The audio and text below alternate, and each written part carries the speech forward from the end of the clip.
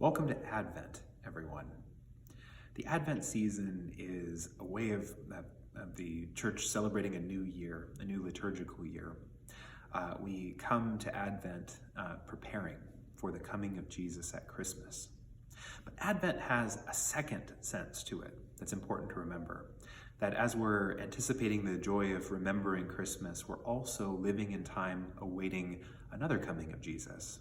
That we're waiting for him to come again in the second coming as the King of all creation, the King of the new creation, and the one who will judge the living and the dead and establish his kingdom in its fullness. So Advent is a season of looking at two things. We are looking back to the first coming of Jesus in great humility, and we're looking ahead to the second coming of Jesus in great glory.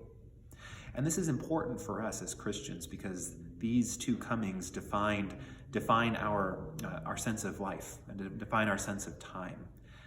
The life of Christ is meant to become the story that we live by. And so as we observe and celebrate and go through the exercise of preparing to meet Jesus in Christmas, it reminds us that our job as Christians is also to conduct our lives preparing to meet Jesus at his second coming as well.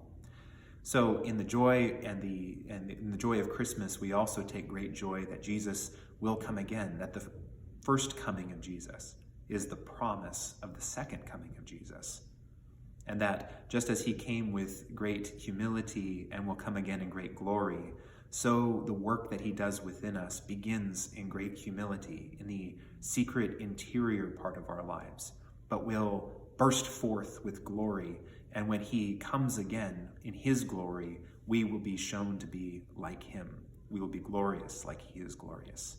So happy Advent, everyone. Embrace the fast so that we can embrace the great feast of Christmas together.